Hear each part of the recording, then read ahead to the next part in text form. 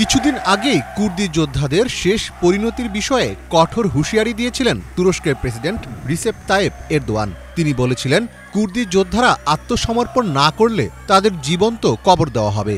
DAEŞ ve PKK başta olmak üzere her iki ülkenin de bekasına kasteden terör örgütlerinin başını ezmekte kararlıyız.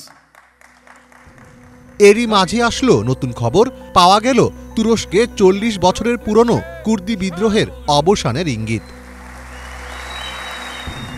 তুরস্কের কারাগারে বন্দী নিষিদ্ধ ঘোষিত Kurdistan workers party পিকেকের শীর্ষ নেতা আবদুল্লাহ ওচালান ইঙ্গিত দিয়েছেন তিনি এরদোয়ান সরকারের সঙ্গে সমঝোতার মাধ্যমে পিকেকে বিদ্রোহীদের অস্ত্র সমর্পণের আহ্বান জানাতে পারেন।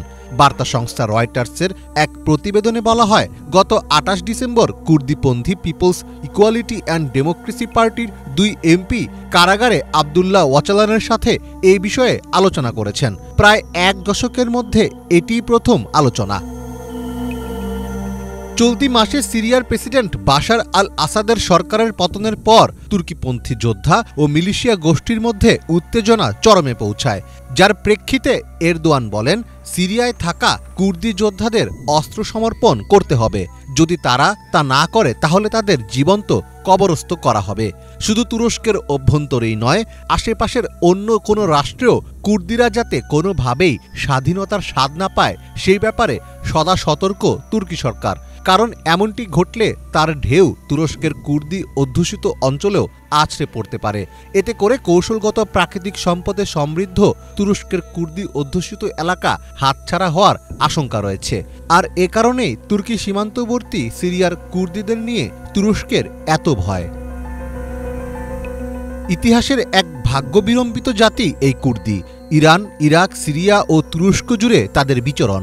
১৯২৩ সাল থেকে স্বাধীন রাষ্ট্র প্রতিষ্ঠার দাবিতে কুর্দিরা বেশ কয়েকটি বিদ্রোহ করে, কিন্তু তুর্কি শাসকরা তা কঠোর হাতে দমন করে। ১৯৭৮ সালে কুর্দি নেতা আবদুল্লাহ ওয়াচালান কুর্দিস্তান ওয়ার্কার্স পার্টি গঠন করে তুরস্কের অভ্যন্তরেই এক স্বাধীন রাষ্ট্র গড়ে তোলার লক্ষ্যে সশস্ত্র বিদ্রোহ শুরু করেন। তুরস্কে আশ্রিত সিরিয়ার শরণার্থীর সংখ্যা প্রায় ৩৬ লাখ। এরদোয়ানের আশঙ্কা ছিল সিরিয়ার উত্তরাঞ্চলে স্বাধীন কুর্দি রাষ্ট্রের অভ্যুদয় তুরস্কের সীমান্তবর্তী এলাকার কুর্দি বাসিন্দাদের মাঝে স্বাধীনতার স্পৃহা পুনরায় জাগ্রত করতে পারে।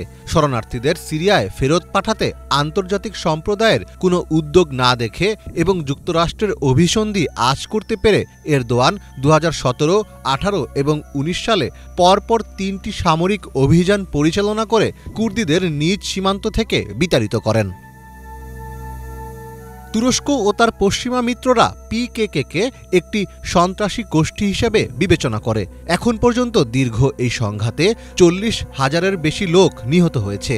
এই অঞ্চলে কুর্দিদের ভবিষ্যৎ কি, আগামীতে কি ঘটবে তাদের ভাগ্যে, এসব প্রশ্নের আপাতত কোনো উত্তর নেই।